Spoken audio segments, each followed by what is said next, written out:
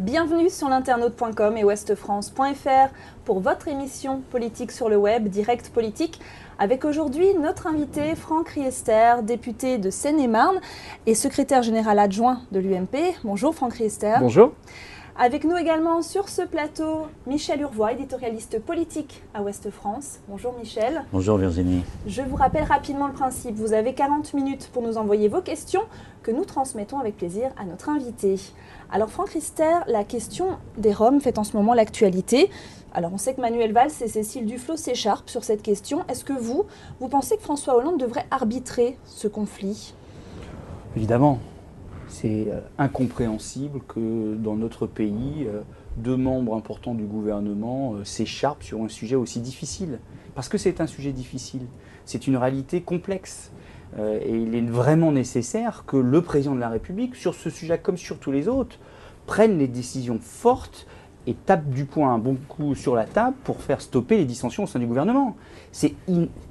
Cette méthode Hollande qui consiste à laisser parler tout le monde et à trouver des consensus ou des synthèses molles est absolument inadaptée à la présidence d'un grand pays comme le nôtre qui est confronté à des difficultés majeures. Cette question des Roms est une question, comme je disais, sensible, complexe, qui crée des tensions dans la société, qui pose des problèmes pour ces populations qui sont dans une situation de précarité terrible, mais qui en même temps pose un certain nombre de questions en termes de sécurité, en termes d'intégration et en termes d'aménagement des quartiers. Donc sur le fond, vous donnez plutôt raison à Manuel Valls. Oui, sur le fond, je donne plutôt raison à Manuel Valls, qu'elle mérite de mettre les pieds dans le plat sur ce sujet-là. Mais en même temps, c'est tellement compliqué que ça ne peut être résolu qu'en mettant tout le monde autour de la table, en regardant l'intégralité des sujets, l'intégralité des problématiques, de voir qu'il y a une dimension européenne, qu'il y a une dimension de sécurité, qu'il y a une dimension humanitaire, de questions de santé publique. Et le président de la République doit réunir toutes celles et ceux qui, de près ou de loin, ont une compétence sur le sujet et trancher, mener une politique, conduire une politique. Moi, je ne comprends pas. Est-ce qu'on n'est pas un peu en train d'instrumentaliser cette affaire ? Il y a 17 000 Roms en France, il y en a des centaines de milliers en Allemagne, en Espagne et surtout en Italie. Et nous, on se bat là-dessus et on ne sait pas intégrer 17 000 personnes ? Mais peut-être. Mais c'est quand même un sujet qui, aujourd'hui, est un sujet qui interpelle nos compatriotes. Donc la responsabilité du président de la République, c'est de prendre toutes les initiatives et prendre toutes les décisions nécessaires à ce que ça ne soit plus justement un sujet de polémique, que les Français se disent les pouvoirs publics prennent toutes les dispositions qui s'imposent et expliquent les dispositions qui sont prises. C'est fou que ce gouvernement n'assume aucune décision. On est dans le flou complet. Si tant est qu'il y ait des décisions, on est dans le flou complet. Puisque le ministre de l'Intérieur, et c'est vrai sur ce sujet comme dans d'autres, prend des positions un peu fermes. C'est pour ça d'ailleurs qu'il est très populaire peut-être à droite. À côté de ça, sur la loi pénale, on a Madame Taubira qui est en désaccord. Sur ce sujet-là, sur le sujet des Roms, c'est Madame Duflot. Et le président de la République, silence radio, aucune décision claire, aucune décision forte. Et François Hollande, il aurait peut-être été un président adapté à une période calme, de pleine croissance, où tout va bien, on a le temps de se dire qu'on verra dans 2 mois, dans 2 ans, dans 20 ans, quand je pense qu'il parle de 2050 pour les questions d'environnement. Mais là, c'est pas ça dont on a besoin. On a besoin de quelqu'un qui est un décideur, qui prend les décisions pour régler les problèmes. Se soumettre aux injonctions de Cécile Duflot, ce serait quand même pas se grandir non plus de la part d'un président de la République. Mais peu importe, je ne sais pas. C'est pas la question de se positionner par rapport aux uns ou par rapport aux autres. C'est d'ailleurs son problème. Il veut plaire à tout le monde, ou en tout cas déplaire à personne. Ce qu'on attend d'un président de la République, c'est de dire les choses et de faire des réformes importantes ou de prendre des décisions et d'expliquer ces décisions, d'expliquer aux Français que, effectivement, la question des Roms est peut-être une question plus complexe que ça ne peut paraître au départ en disant qu'est-ce que font ces gens-là ? Ils n'arrivent pas à s'intégrer, on les met hors de notre pays. C'est peut-être plus compliqué que ça. Mais encore faut-il que les Français comprennent ce que sont les difficultés. Vous ne faites pas partie de ceux qui caricaturent la situation des Roms. Vous savez, je suis maire d'une commune. On est confronté au quotidien. Alors moi, j'ai pas eu de Roms qui se sont installés dans la ville de Coulommiers, mais on est confronté à des problématiques qui sont parfois des problématiques difficiles, comme la question de l'installation illégale des gens du voyage, qui sont une problématique différente. On a la question de l'arrivée d'un certain nombre de demandeurs d'asile qui arrivent dans des hôtels parce qu'au niveau du 115, il n'y a plus suffisamment de place pour accueillir ces demandeurs d'asile, avec des populations qui ne parlent pas français, qui se retrouvent dans un hôtel en pleine zone industrielle à Coulommiers et qui aujourd'hui sont confrontés à des difficultés sérieuses. Et on doit, nous, en tant qu'élus locaux, prendre à bras le corps ces problèmes-là. Donc c'est pas simple, c'est complexe. Et donc, moi, ce que j'attends d'un président de la République sur un sujet aussi compliqué que celui-là, c'est qu'il ne laisse pas son gouvernement dire blanc et noir et qu'il prenne les décisions, quelles qu'elles soient, et qu'il les explique à nos compatriotes, même si c'est difficile, même si ça nécessite du courage, parce que c'est ça la grandeur d'une fonction comme celle de président de la République. Franck Riester, est-ce qu'à Paris, Nathalie Kosciusko-Morizet a bien fait de dire que les Roms harcèlent les Parisiens? Est-ce que c'était une bonne idée de dire ça? Et elle a décrit ce que ressentent un grand nombre de Parisiens qui se sentent effectivement harcelés par un certain nombre de personnes au feu rouge, dans la rue, et donc elle a été le porte-parole de ces gens-là. Après, comment on règle cette question ? C'est tout ce qu'on attend d'un président de la République et d'un gouvernement, c'est de nous apporter des réponses. C'est quand même pas à l'opposition parlementaire en permanence de faire des propositions, alors que le gouvernement qui est en place, qui a été soi-disant 10 ans dans l'opposition, et qui a eu tout le temps pour réfléchir à ces problématiques-là, et qui est incapable de prendre toutes les décisions qui sont nécessaires, et qui a pourtant les moyens, l'administration et les collectivités territoriales. Je rappelle quand même que la gauche a les régions, les départements et les grandes villes, plus le gouvernement de la France. Donc c'est quand même bien à cette majorité de prendre toutes les décisions qui sont nécessaires pour que les Français, les Parisiens, n'aient plus le sentiment de se faire agresser, parce que justement ça crée des stigmatisations, ça crée des tensions dans la société. C'est parce qu'il y a eu une absence de prise en compte de prise de décision qu'aujourd'hui on se retrouve dans cette situation-là. Et que Nathalie soit le porte-parole de cette exaspération me paraît absolument pas choquant. Alors Nathalie Kosciusko-Morizet a abordé cette question dans le cadre de la campagne des municipales. On a beaucoup de questions justement sur cette campagne. On a par exemple Max qui nous dit « Pensez-vous que le PS va beaucoup compter sur le FN pour ces élections en espérant des triangulaires ?» On a beaucoup de questions autour de du FN, des municipales. Qu'est-ce que... On sait très bien que, le FN prospère quand la gauche est au pouvoir, et deux, on sait très bien que ça arrange, c'est triste à dire, mais ça arrange un certain nombre de responsables socialistes quand il y a des triangulaires, parce que ça fait battre la droite. On l'a vu aux élections présidentielles. Je rappelle quand même que Marine Le Pen a appelé à voter blanc, et on sait très bien quelles étaient les conséquences, parce que si ceux qui n'avaient pas voté blanc avaient voté Nicolas Sarkozy, qui était quand même plutôt de sensibilité de droite, Nicolas Sarkozy serait passé dans les législatives. Combien de mes collègues avec qui j'étais à côté dans l'hémicycle ont été battus? Je pense à ma collègue de la circonscription de Château-Thierry qui a été battue parce qu'elle était dans une triangulaire. Ouais, mais est-ce que vous ne parlez pas là d'une situation passée? Parce qu'aujourd'hui, on s'aperçoit que la gauche perd des électeurs qui vont vers le FN. Oui, alors, ça c'est d'une façon générale. En ce qui concerne les municipales, je suis relativement d'accord avec vous. C'est que ça va plutôt, finalement, peut-être se retourner contre le Parti Socialiste. Parce que je ne suis pas certain que ça soit forcément la droite qui soit derrière le PS et le Front National. Reste que, il y aura vraisemblablement un certain nombre de triangulaires dans un certain nombre de villes importantes, notamment dans le sud et dans l'est, et que, in fine, ça peut faire passer soit des candidats du Front National, soit des candidats PS, mais je pense que ce sera plutôt éventuellement des candidats. Quelle est votre position? Parce qu'on a un peu du mal à lire quelle est la position de l'UMP globalement là-dessus. Vous êtes porte-parole de la France moderne et humaniste. Oui. Humaniste, ça veut dire des choses. Quelle est votre position par rapport au FN en cas, bien sûr, de choix, au cas où le FN arrive en première ou en deuxième position? Il y aura vraisemblablement des triangulaires, il ne faut pas se le cacher, il y en aura même de nombreuses. Oui. En revanche, il y a la probabilité que la droite et le centre ne soient pas au deuxième tour des élections municipales est quasiment infinitésimale. Vraisemblablement, dans la totalité des élections municipales de toutes les villes, il y aura au moins la liste de droite au deuxième tour. Vu le contexte, vu le rejet, à juste titre, des Français par rapport à la politique de la gauche au pouvoir, il y aura vraisemblablement une présence au deuxième tour. Donc la possibilité qu'on se retrouve dans un choix FN gauche, et que donc les responsables politiques de droite soient amenés à avoir un choix à faire, ou en tout cas une position à avancer, est très faible. Si ça devait être le cas, malgré tout, pour répondre à votre question, nous avons dit à France Moderne Humaniste que c'était une ligne rouge à ne pas dépasser. C'était la question de l'alliance ou de l'appel au vote du Front National, sectaire ou pas sectaire. Pour nous, un des piliers des fondations de l'UMP, c'est aucun accord avec le Front National, aucun appel au vote pour un candidat du Front National. C'est clair, net et précis. Ce ne serait pas d'appel du tout. Vous n'appelleriez pas ni alliance, ni appel au vote aux listes Front National. Vous dites aux électeurs, vous êtes libre de choisir. Non, on ne dit pas de vote pour le Front National. Mais on dit aussi, effectivement, parce qu'il faut être un peu moderne, il faut comprendre que les Français ne supportent plus qu'on leur dise ce qu'ils doivent faire. Les Français, ils sont libres, ils sont des grands garçons ou des grandes filles, et ils savent ce qu'ils ont à faire sans avoir à respecter telle ou telle consigne de vote. C'est fini ce temps-là. En revanche, en tant que responsable politique, surtout quand on s'est engagé dans une campagne, c'est légitime qu'on sache quel est le point de vue d'un responsable politique sans que ça soit un appel à voter.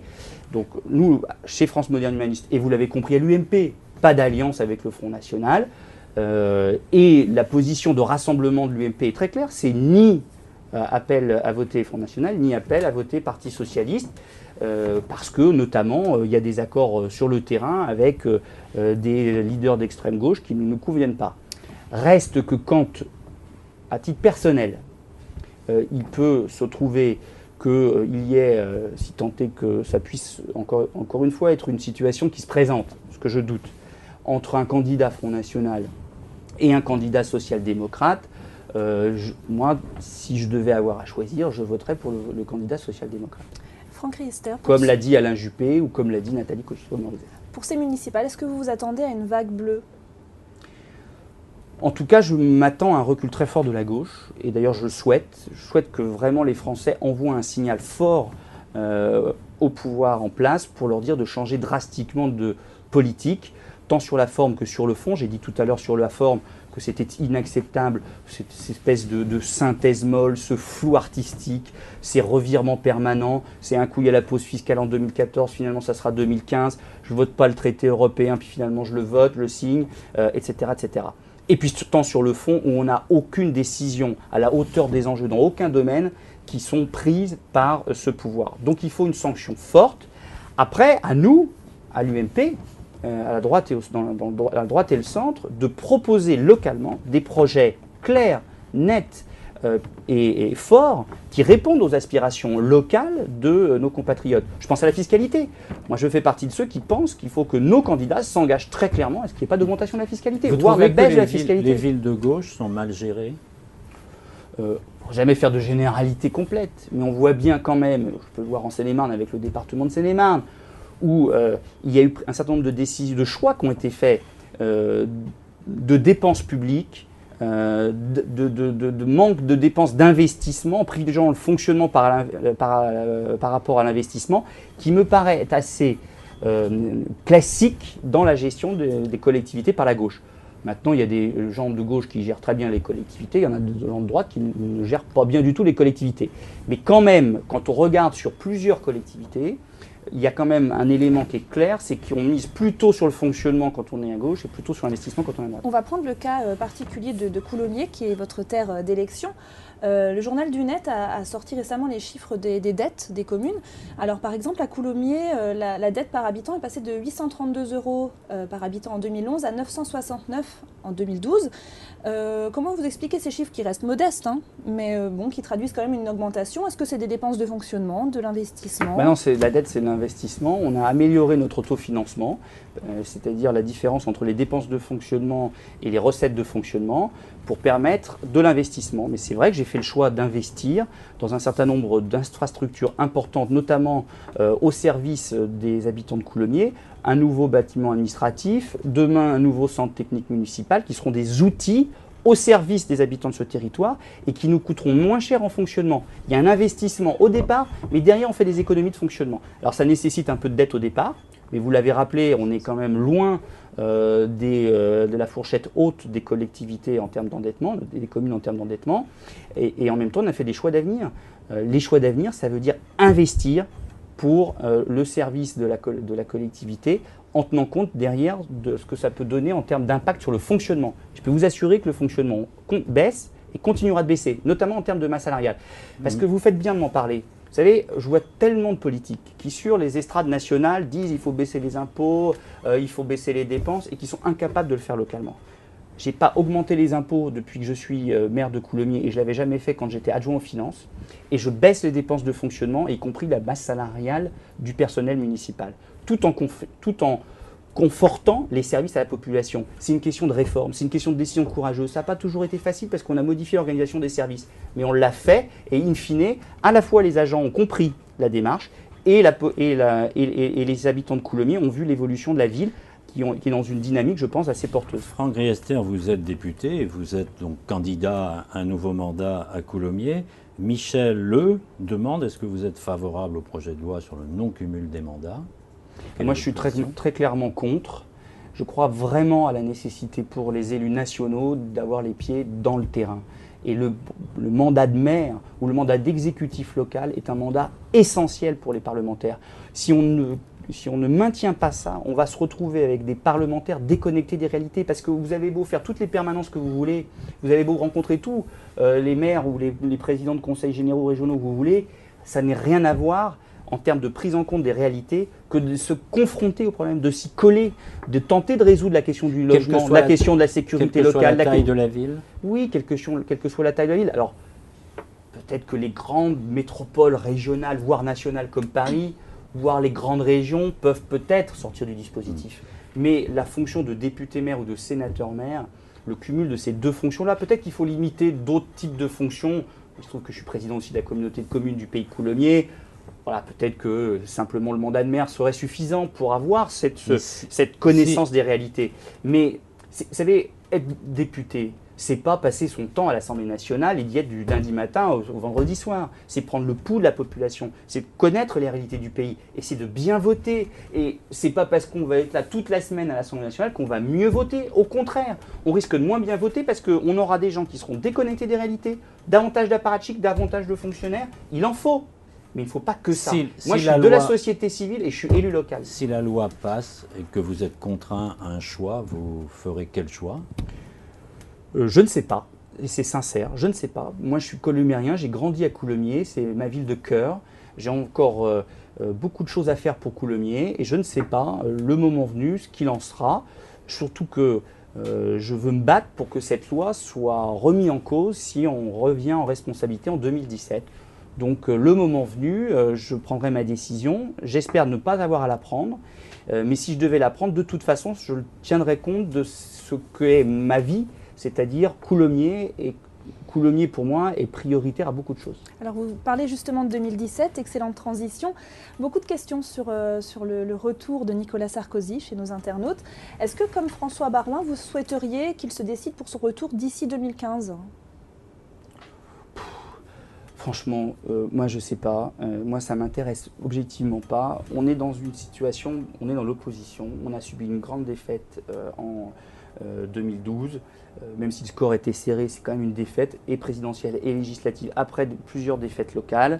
On est dans une phase de reconstruction, on est dans un temps où on sait bien qu'on ne peut pas empêcher les ambitions présidentielles primaires des uns et des autres, dont acte. Mais moi, je ne veux pas me concentrer là-dessus. Moi, je veux me concentrer sur les idées. Je veux me concentrer sur la préparation des élections locales pour gagner des villes, pour gagner des départements, pour gagner des régions.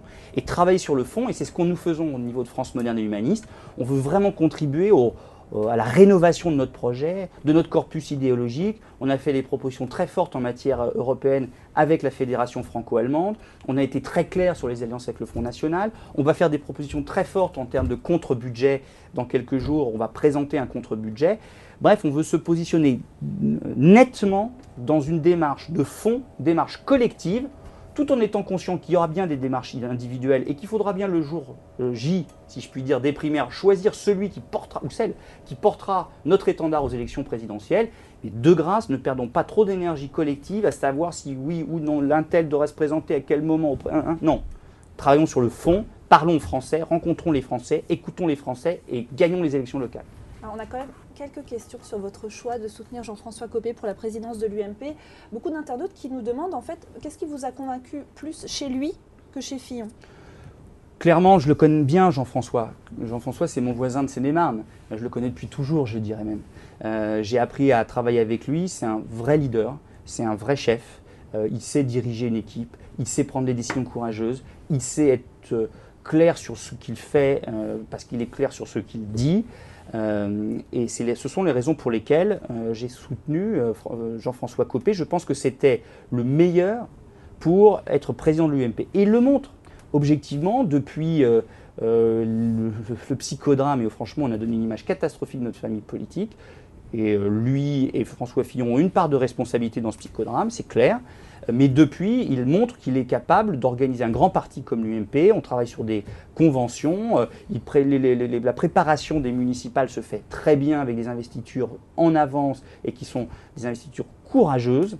Voilà, et donc il est un bon président de l'UMP. Si je vous comprends bien, François Fillon n'est pas un vrai chef, n'est pas très clair, n'est pas assez entre les deux, je pense que Jean-François a ses qualités peut-être plus fortement enracinées, ancrées que François Fillon. Mais François Fillon est Premier ministre, je l'ai soutenu pendant 5 ans, il était un très bon Premier ministre, c'est un homme d'État, comme Jean-François Copé est un homme d'État.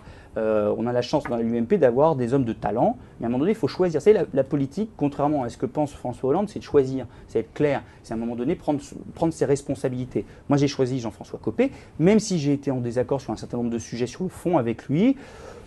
Les pains au chocolat, c'était pas ma tasse de thé. Sa position sur l'ouverture du mariage aux couples de même sexe, cette opposition très forte, m'a paru pas la bonne solution. Je l'ai dit, je l'ai redit, je l'ai exprimé d'une façon très claire. Voilà.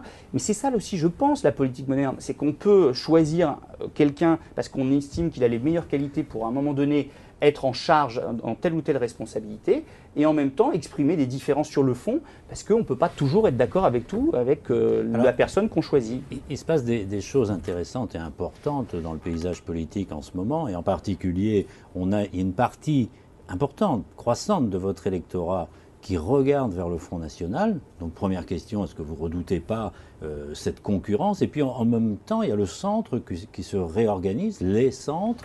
Et là aussi, il y a des gens de l'UMP qui sont un peu perdus dans la querelle des chefs, là, qui se posent des questions. Est-ce que vous ne créez pas d'être pris un peu dans un étau, là?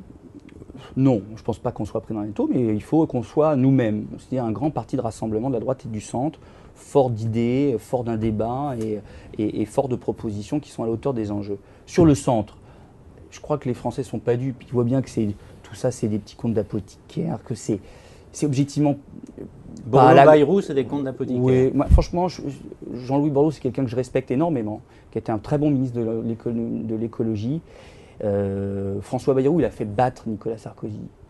J'ai donc pas d'atome crochu, si je puis dire, avec lui en termes politiques. Et cette espèce de revirement, 1 an simplement après avoir fait battre Nicolas Sarkozy, en disant que finalement François Hollande ne fait pas ce qu'il aurait aimé qu'il fasse, enfin c'est ce qu'on n'a pas arrêté de dire pendant la campagne. François Bayrou, qui vient du centre, aurait dû entendre ça, plutôt que de faire battre Nicolas Sarkozy, qui était celui qui avait la capacité de prendre des décisions fortes dont on a besoin aujourd'hui dans notre pays. Donc aujourd'hui, qu'il essaye de revenir au centre par la petite porte, ne me paraît pas à la hauteur de la politique, et en tout cas la politique telle que je l'aime.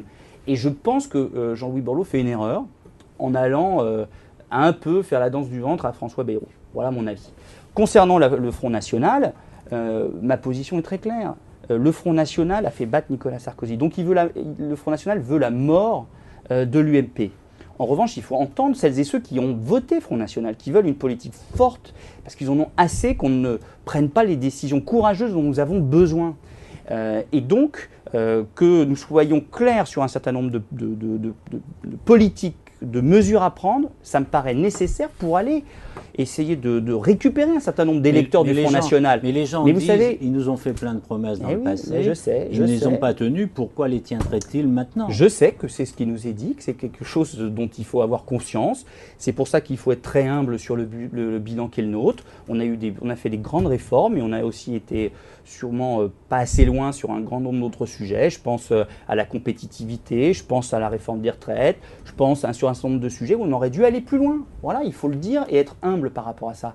Et en même temps dire que les propositions qui sont faites par le Front National qui semblent radicales et les bonnes solutions claires et définitives aux problèmes de nos compatriotes sont des fausses bonnes idées. Les problèmes sont complexes. On peut être courageux et apporter des réponses fortes sans tomber dans la simplification. Et quand, par exemple, ils proposent de sortir de l'euro, sortir de l'Europe, c'est dangereux, c'est mortifère pour notre pays. Et bien ça, il faut le dire aussi. Et vous savez, je pense que dans l'avenir, nous, responsables politiques, on aura une exigence d'efficacité. Nous aurons la nécessité peut-être d'être plus prudents sur le discours, mais plus forts sur les actes. Les Français veulent qu'on agisse, qu'on soit lucide sur la situation de notre pays, qu'on leur dise la vérité et qu'on agisse fermement et qu'on rende des comptes sur nos actions. Et pour l'instant, c'est vrai qu'on n'a sûrement pas été assez loin dans la politique qui est attendue par nos compatriotes. On peut baisser les impôts aujourd'hui, par exemple? Parce que Jean-François Copé dit cela. Oui, je pense qu'on peut baisser les impôts, je pense énormément, et je suis même convaincu que c'est nécessaire pour notre pays. Mais en prenant les décisions... Sans aggraver les déficits. Sans aggraver les déficits, mais pour ça, il faut prendre des décisions courageuses et expliquer quelles dépenses on baissera. Sur les retraites, on est clair, on dit qu'il faut bosser plus longtemps. Donc on a dit c'est 65 ans l'âge légal de départ en retraite que nous préconisons. Sur l'assurance chômage, on dit qu'il faut baisser d'une façon beaucoup plus dégressive les indemnisations du chômage. Voilà, ça c'est des propositions concrètes qui ne sont pas simples à expliquer à nos compatriotes. On ne peut pas dire que ça soit démagogique de dire ça. Pour pouvoir baisser les charges, pour pouvoir baisser les dépenses, les impôts, il faut baisser les dépenses, qu'elles soient sociales ou budgétaires. Il faut réformer d'une façon radicale notre millefeuille administratif et politique. Je pense qu'il faut réduire par 2 le nombre de parlementaires. On a 900 parlementaires dans notre pays, il n'en faut plus que 400. Il faut fusionner les départements et les régions. Il faut remettre encore un coup de simplification de la carte intercommunale et limiter les redondances de compétences entre communes et intercommunalités, entre départements et régions. Il faut avoir le courage de prendre ces mesures-là. On a fait le conseiller territorial il y a quelques années. C'est une réforme qui nous a coûté en partie la majorité au Sénat. C'était un bon début, mais ça n'allait pas du tout assez loin. Il faut prendre des décisions fortes et pas avoir peur de manier la serpe et le scalpel, parce qu'il est temps de le faire. Si on l'avait fait progressivement il y a quelques années, on ne serait pas obligé à prendre ces décisions rudes aujourd'hui.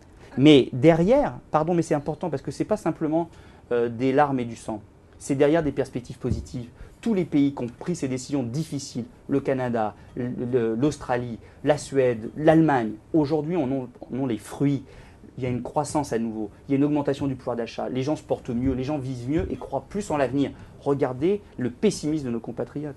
Alors Franck Riester, on va passer à la séquence pour ou contre de cette émission. On va vous donner des thèmes d'actu, des projets de réforme. Vous nous dites si vous êtes pour ou contre avec une rapide phrase d'explication.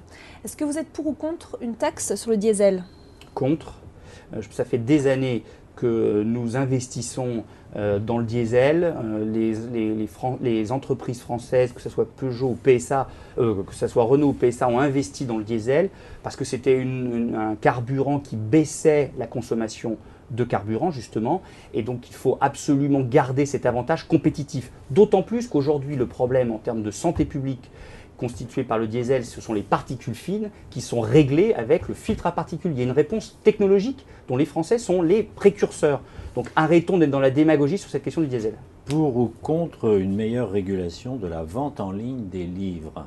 Je suis favorable, non pas sur une régulation. Alors favorable à quoi? Je suis favorable à ce qu'on puisse sortir du prix unique du livre la partie des ports. C'est-à-dire qu'effectivement, quand on achète sur Internet, on puisse clairement payer le port correspondant à l'envoi du livre à domicile. Aujourd'hui, Amazon, puisqu'on peut parler du terme, est un service formidable au service donc, de nos compatriotes, parce qu'il y a un grand nombre de livres qui sont en fond de catalogue, qui ne sont pas disponibles dans les librairies.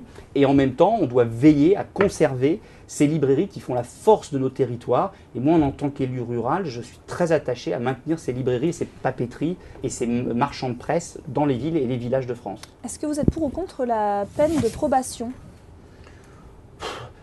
Je suis pour le principe de dire que nous devons réfléchir à toutes les solutions permettant la réinsertion de celles et ceux qui sont condamnés par notre justice. Mais ma conviction, c'est qu'il est important d'être dans une démarche de tolérance zéro. Et qui dit peine de probation laisse entendre qu'il n'y a pas la tolérance zéro.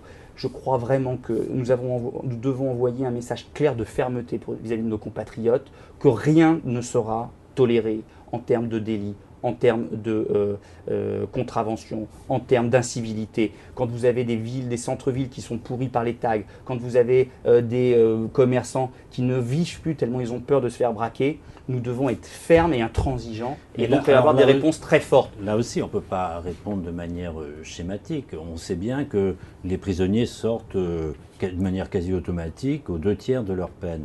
Alors est-ce qu'il n'est pas plus intelligent d'essayer de prendre acte de ça et de préparer parce que le signal les est sorties. ravageur. C'est un signal fort. On doit À partir du moment où on ne peut pas les garder plus longtemps, puisque les prisons sont surpeuplées. Non mais qu'on réfléchisse, qu'on se donne les moyens de mieux travailler à la réintégration de celles et ceux qui ont été en prison dans la société, c'est vital. C'est pour ça qu'il faut investir dans les prisons, pour que les conditions d'incarcération soient plus humaines et plus dignes. Il y a trop de prisons où c'est indigne. Nous devons réfléchir à des formations en prison encore plus nombreuses qu'elles ne le sont aujourd'hui. Il y en a déjà, mais il faut aller encore plus loin. Mais envoyer un signal qui dit, écoutez, finalement vous êtes condamné, mais on ne va pas vous envoyer en prison alors que normalement vous devriez aller en prison, mais on va vous regarder de voir si vous effectivement vous êtes finalement quelqu'un de bien maintenant, etc. Je pense que c'est ravageur parce que ça envoie le signal à celles et ceux qui auraient des mauvaises idées que de toute façon finalement ils n'iront pas en prison. Mais je parle de ceux qui sont en prison déjà et qui sortent comme ça sans préparation, sans rien, et qui se retrouvent dans des conditions propices à recommencer, à la récidive. Oui, non, mais c'est pour ça que je disais tout à l'heure, il faut réfléchir à toute solution, y compris des bracelets électroniques, tout ce qui concourt à mieux suivre celles et ceux qui sortent de prison. Mais il faut un peu de moyens budgétaires. Oui, mais il y a des priorités à avoir. Quand on supprime la moitié des parlementaires, quand on supprime la moitié des collectivités territoriales, quand on revoit de fond en comble quand même notre modèle d'indemnisation du chômage, de retraite, quand on a courage de dire aux Français qu'il faut travailler plus longtemps, et bon, on a quelques marges de manœuvre derrière financières qui nous permettent de mettre en place des priorités. Et là, une priorité aujourd'hui qui est réclamée à corps et à cri par nos compatriotes, c'est la sécurité. Et la sécurité, ça passe effectivement par un certain nombre de moyens, notamment dans la justice.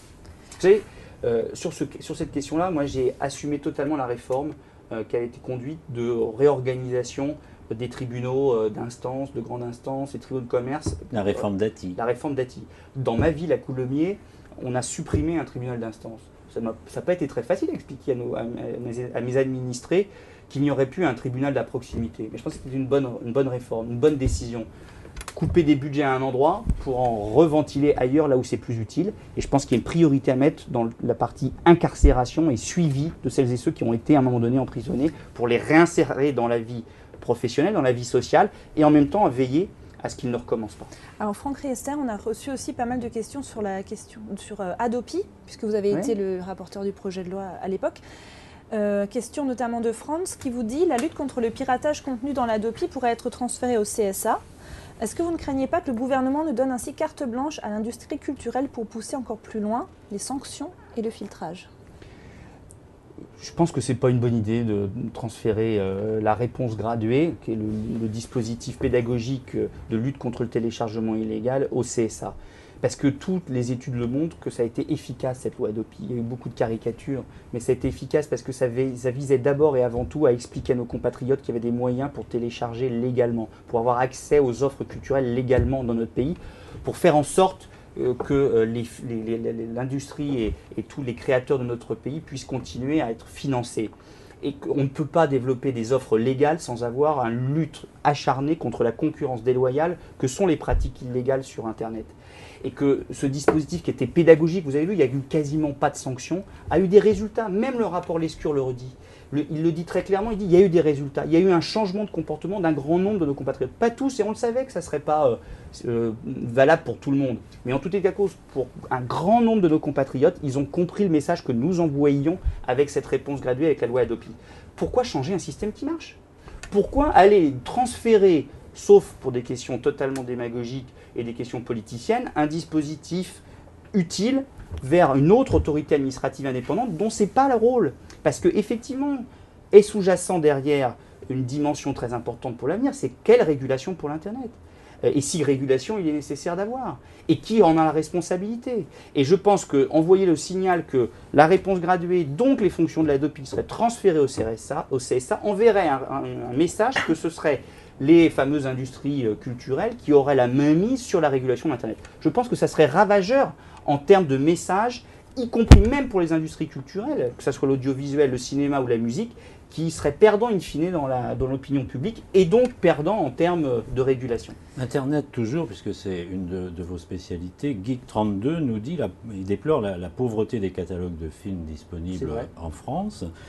Et il s'interroge sur qu'est-ce qui va se passer lorsque les distributeurs Apple, Amazon, etc. vont débarquer en force. Est-ce que c'est pas le cinéma américain finalement qui va qui va s'installer chez nous de manière... Il y a un vrai risque, c'est vrai. Alors, autant sur la musique, objectivement, les offres légales se sont énormément développées. Et l'éditorialisation de ces offres est beaucoup plus... On pense à Deezer, on pense à Spotify, à toutes les offres d'abonnement. Il y a du choix, c'est facile d'accès et c'est un prix très raisonnable. Autant sur le cinéma, il y a encore beaucoup de progrès à faire.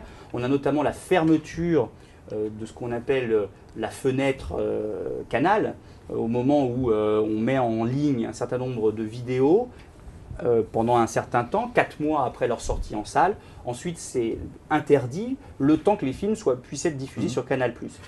Ce qu'on appelle la chronologie des médias est une spécificité française qui a été très efficace pour financer le cinéma et l'audiovisuel dans notre pays, et continue de l'être. Et donc on doit être très attentif à ne pas casser cet outil utile.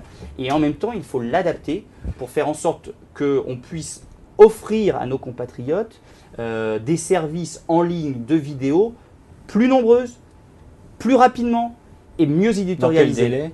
Dans quel délai Je pense que par exemple la fenêtre, c'est-à-dire le moment à partir duquel on va pouvoir s'abonner et avoir accès à un catalogue de vidéos, qui est aujourd'hui à 36 mois je crois, doit être raccourci et avoir des discussions avec Canal+, pour voir de quelle manière ça peut se gérer sans que le financement de Canal au cinéma soit remis en question, parce que ça serait ravageur pour une industrie très créatrice d'emplois dans notre pays et qui est le symbole de la diversité culturelle.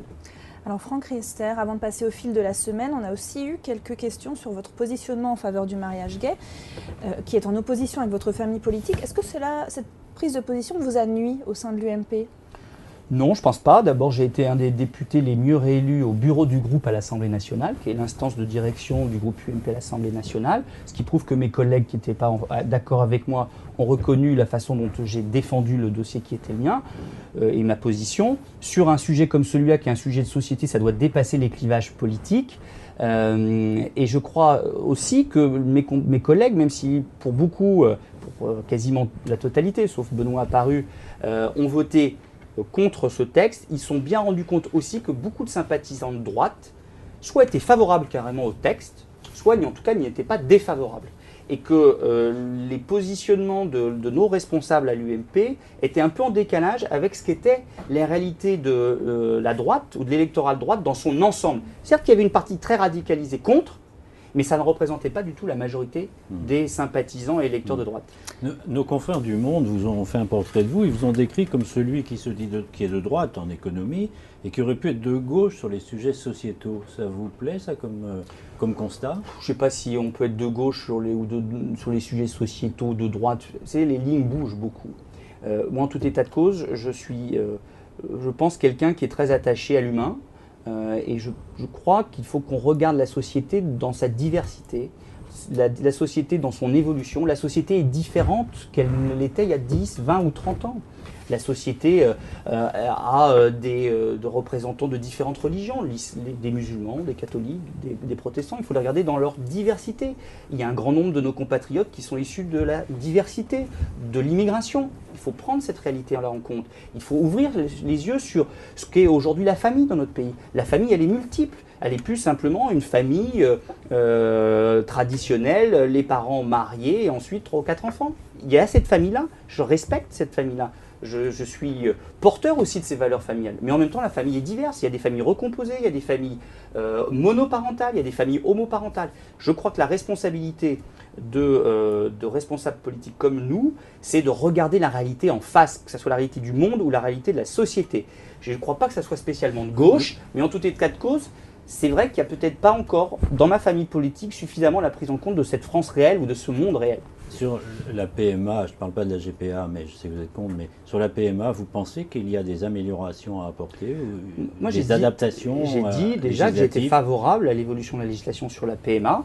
On voit déjà que pour la PMA, qui est aujourd'hui uniquement ouverte pour des questions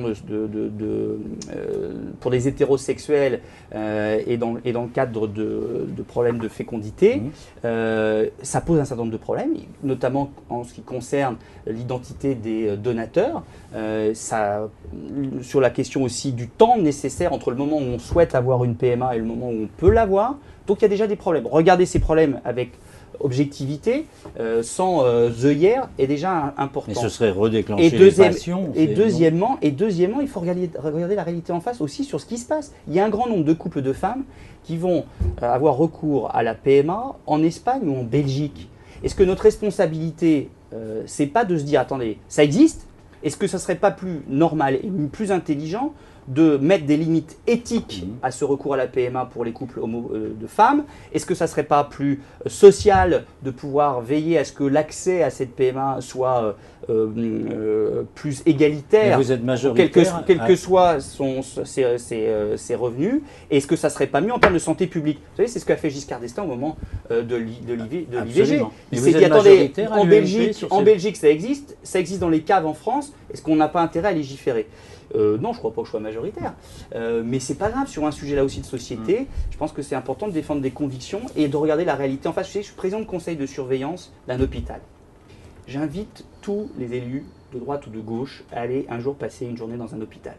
Vous êtes confrontés à la vie, vous êtes confrontés aux difficultés de nos compatriotes, à la multiplicité des situations, et vous avez forcément derrière un regard peut-être plus humain sur ce que sont ces situations et de la réponse que nous, on doit apporter en tant que législateur. Alors Franck Riester, on va terminer cette émission avec quelques questions d'actu, avec les actus qui ont marqué la semaine passée, notamment oui, on mercredi. va essayer de répondre on va aller rapidement. brièvement. Mercredi, il y avait la présentation du budget, avec pour la première fois quand même des dépenses qui seront réellement en baisse, enfin si les promesses sont tenues. C'est vous qui le dites, si les promesses sont tenues, comme depuis le départ rien n'est tenu, on peut être très dubitatif. C'est quand même un bel effort, ça, non?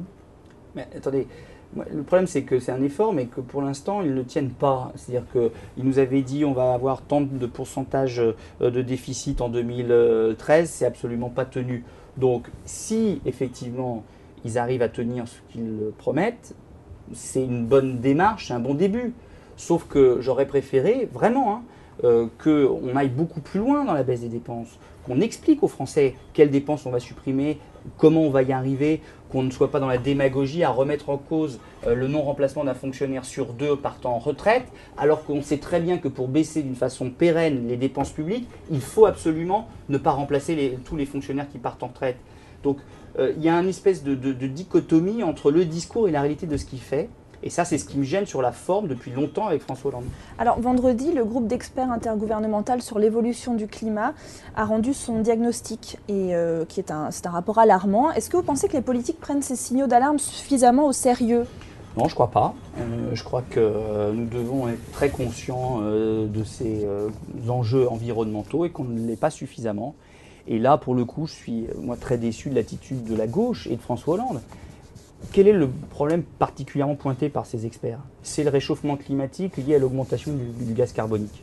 Quelle décision on prend? Réduire la part du nucléaire, alors qu'on sait très bien que la force du nucléaire, c'est justement pas d'émettre des gaz carboniques. Alors qu'on développe les énergies renouvelables, oui, 3 fois oui. À Coulommiers, je viens de réinvestir dans un puits de géothermie. On a en Ile-de-France le Dogger, qui est une source de géothermale très riche, et notamment sur Coulommiers, une des eaux les plus chaudes de la région. On a investi dans un nouveau puits qui va nous permettre de doubler le circuit de chauffage à la géothermie et de faire en sorte qu'une grande partie de celles et ceux qui sont dans le parc de logement social puissent bénéficier du chauffage par la géothermie. C'est plus économique pour eux, ça va baisser la facture énergétique et c'est bien pour le climat puisque ça n'émet pas des gaz carboniques. Et ce sont des énergies renouvelables. Donc oui au développement des énergies renouvelables, mais en ne sacrifiant pas, comme est en train de le faire François Hollande, l'industrie nucléaire, qui est une force de notre pays, on le sait, une force économique, mais aussi une force en termes de lutte contre le réchauffement climatique, parce que ça limite les effets de développement des gaz à effet de serre. Regardez ce qui se passe en Allemagne. En Allemagne, ils ont fait le choix inverse. Résultat des courses, on ouvre des centrales au gaz, on ouvre des centrales au charbon. Est-ce que vous croyez que c'est bon pour le réchauffement climatique? La réponse est non. Dernière question, Monsieur Riester. Hier, Jean-Marc Ayrault a réuni à Matignon les partenaires autour de la question du travail du dimanche. Est-ce que les grandes enseignes de bricolage ont raison de braver une décision de justice et est-ce qu'il faut aménager la loi? On n'a jamais raison d'être en opposition avec la loi. Il faut respecter la loi. Mais c'est un exemple typique de ce qu'on a besoin de réformer notre pays. Ouvrons les portes, ouvrons les fenêtres, respirons, laissons les libertés, faisons en sorte que les énergies soient libérées. Mais il y a des gens qui veulent travailler, il y a des personnes qui ont besoin d'acheter des produits. Pourquoi on les empêche de le faire? C'est fou, ce pays où on empêche les gens de développer des initiatives, de bosser, de créer de la richesse, de s'épanouir dans leur travail. Vous voudriez une liberté totale, ouvre qui veut? Non, ou pas une liberté totale, encadrée. mais on peut trouver un juste milieu. Mais arrêtons de pénaliser celles et ceux qui ont envie d'aller de l'avant, qui ont envie de créer, qui ont envie d'innover, qui ont envie de bosser. On en crève de notre pays. J'ai eu la chance de voyager cet été. J'ai parcouru plusieurs pays. Mais on est à des années-lumière de ce qui se passe dans le reste du monde. Dans le reste du monde, les gens, ils sont encouragés à prendre des initiatives, encouragés à travailler plus, encouragés à innover, à créer. Nous, c'est l'inverse. On a trop de normes, on a trop d'impôts. Libérons ces énergies dans notre pays et vous verrez que l'optimisme dans notre pays changera et que donc l'état d'esprit des Français changera aussi. Ce sera le dernier mot de cette émission. Merci à vous. Franck Riester d'avoir été parmi nous. Merci Michel Urvoas. Merci à vous de nous avoir suivis. Restez connectés. Mardi prochain, nous recevons Benoît Paru à 10h. Restez connectés et à très vite.